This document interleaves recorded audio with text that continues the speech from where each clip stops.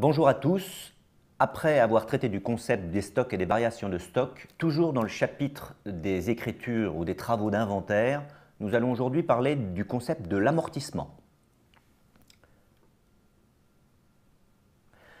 Comme vous pouvez l'observer, nous avons le compte de résultat en haut sur la partie charge et le bilan sur la partie actif. Les charges sont le véritable vecteur, les charges consommées, sont le véritable vecteur des calculs de coûts. C'est-à-dire que quand le contrôle de gestion, les contrôleurs de gestion essayent de calculer le coût de revient d'un produit, ils se servent des charges, exploitation, financière la plupart du temps, exceptionnelle rarement, pour bâtir leur coût. Le problème, c'est que quand on inscrit des actifs, par exemple corporels, imaginons que nous mettons une machine à l'actif. Cette machine ne fait pas partie des charges. Qu'est-ce qui se passe? Imaginons que les contrôleurs de gestion calculent leurs coûts à partir des matières premières, des marchandises, du personnel. Les prix de vente, en règle générale, eux, sont calculés à partir des coûts. Il faut absolument que la machine, les usines, puissent s'incorporer dans les coûts. Sinon, qu'est-ce qui risque de se passer? Eh bien, nos coûts seraient sous-évalués, et même si nous fixions un prix de vente, alors certes notre prix de vente serait très avantageux, mais il n'incorporerait pas des coûts stratégiques comme l'usine, nos machines, nos photocopieurs, etc. Il faut donc absolument qu'il y ait un flux financier de l'actif, du moins financier, un flux de charges à minima, qui nous permettent d'incorporer dans les coûts tout ce qui est utilisé par notre entreprise et qui figure à l'actif du bilan. Il faut donc absolument que l'on étale notre actif dans nos charges au fur et à mesure de l'utilisation des biens. C'est ce qu'on appelle l'amortissement. L'amortissement, c'est donc, il représente l'étalement de son coût dans les charges du compte de résultat. Alors attention, on a beaucoup entendu de choses sur l'amortissement, mais la véritable fonction de l'amortissement, c'est l'étalement du coût qui figure au bilan. La grande question qui se pose, c'est à quel rythme doit avoir lieu cet étalement. C'est toute la problématique de l'amortissement. On distingue 4 vitesses. La première vitesse, c'est l'utilisation. On estime que l'étalement doit être un vecteur qui représente globalement l'utilisation de l'actif. C'est l'utilisation qui fait l'étalement. Si les biens, je dirais, n'ont pas une utilisation démontrable, eh bien, ça peut être l'obsolescence technique. C'est-à-dire, un PC peut tout à fait être, je dirais, utilisé. Il peut avoir, j'ai envie de dire, c'est pas parce qu'on tape sur le clavier qu'on use un PC. Par contre, un PC, il a une baisse de valeur qui est relatif à son obsolescence technique, c'est-à-dire à l'innovation qui arrive par le côté et qui rend votre PC totalement obsolète. Ça peut être aussi la protection juridique. Et oui, si vous prenez par exemple un brevet, vous êtes en autonomie dessus, vous avez le monopole selon votre déclaration à l'INPI et vous êtes protégé juridiquement pendant 10, 15, 20 ans. À partir de ce moment-là, si c'est par exemple une molécule pour fabriquer un médicament, à partir du moment où vous n'êtes plus protégé, elle tombe dans le domaine public, ça devient un générique et auquel cas, il n'y a plus de valeur. Autrement dit, par exemple, sur cet exemple-là, la durée de protection peut tout à fait faire office d'étalement. Le dernier, alors évidemment, le dernier, c'est la solution de facilité. La solution de facilité, c'est quand on ne veut pas se casser la tête pour savoir comment on peut amortir un bien. L'État, le fisc, nous a donné des règles, mais alors, plus qu'utilisées d'ailleurs, c'est la solution de facilité, ça ne donne pas spécialement un bilan et un compte de résultat très très juste, mais au moins ça permet d'aller très très vite. Il nous a proposé le linéaire.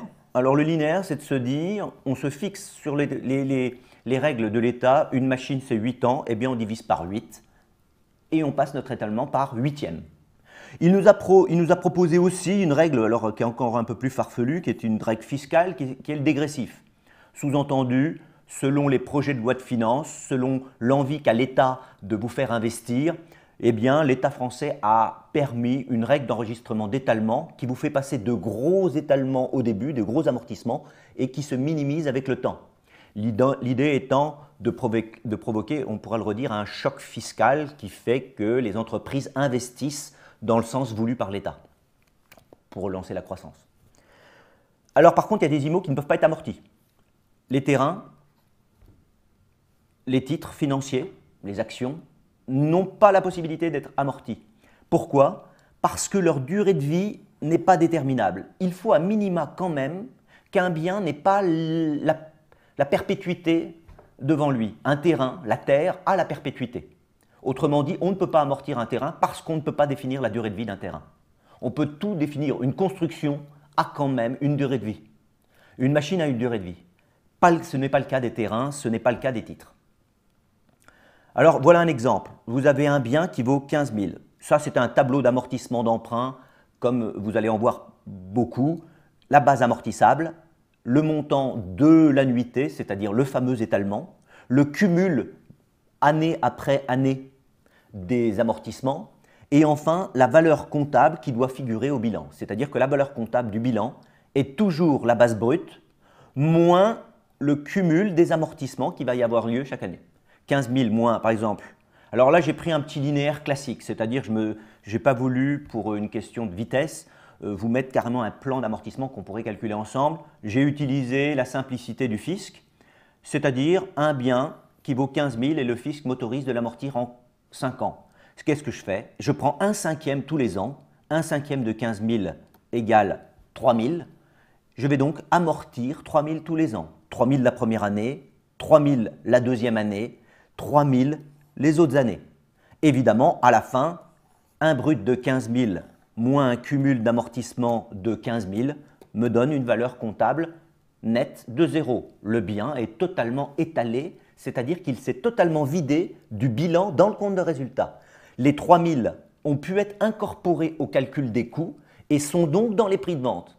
Autrement dit, la machine en question a pu s'amortir dans les prix.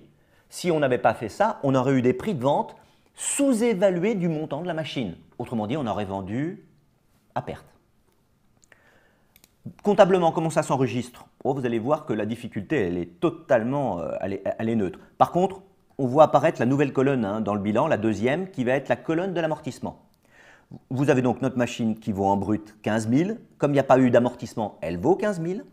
Remarquez aussi les petits totaux en bas. Les bilans s'équilibrent toujours par le net. Cette machine a été acquise par le capital. Première année d'amortissement. Il faut passer ce que l'on appelle une dotation aux amortissements. Cette dotation aux amortissements vient impacter la valeur au bilan pour 3 000. La troisième colonne du bilan, c'est tout le temps la soustraction de la première moins la deuxième. Autrement dit, 15 000 moins 3 000 égale 12 000. Cette dotation aux amortissements impacte notre compte de résultat puisqu'on voit, étant donné qu'il n'y a pas de produit, ça nous génère une perte de 3 000. Cette perte de 3 000 vient s'imputer au passif de notre bilan. 15 000 moins 3 000 égale 12 000. Notre bilan actif et passif est donc équilibré. La deuxième année, que fait-on? Eh bien, regardez, on repasse une dotation aux amortissements de 3 000. Cette dotation aux amortissements impacte notre bilan de 3 000 qui viennent se cumuler aux 3 000 de l'année précédente. Notre cumul passe à 6 000. 15 000 moins 6 000 égale 9 000. Notre valeur nette comptable vient de chuter à nouveau de 3 000. Le total fait donc 9 000.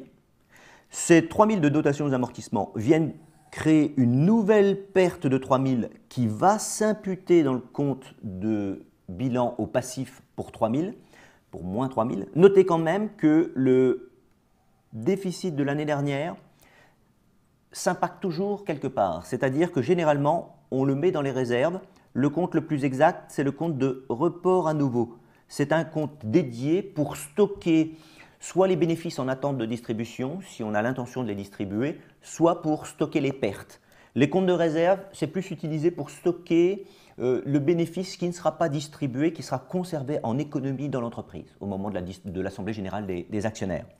15 000 moins 2 fois 3 000, ça nous fait bien 9 000 à l'identique de notre net comptable. Notre bilan est donc équilibré. Enfin, la dernière année, qu'est-ce qui se passe? Eh bien, on est en année N+4, on a encore 3 000 d'amortissement à passer, on fait donc une dotation aux amortissements pour 3 000. Ces 3 000 viennent se cumuler aux 12 000 précédents. 15 000 moins 15 000, nous avons donc un net à 0, ce qui nous fait un total actif à 0. Notre perte annuelle, comme par tradition, remonte au passif, là où se trouvent les 4 fois 3 000 de pertes des années passées. 15 000 de capital moins 15 000 de pertes, ça nous fait bien un passif égal à 0. Nous avons donc un actif égal à notre passif. Et ainsi va la vie pour l'ensemble des immobilisations amortissables d'une entreprise. Elles doivent forcément, obligatoirement, s'étaler selon le rythme de vie, le rythme d'obsolescence ou le rythme fiscal que nous impose l'État. Merci.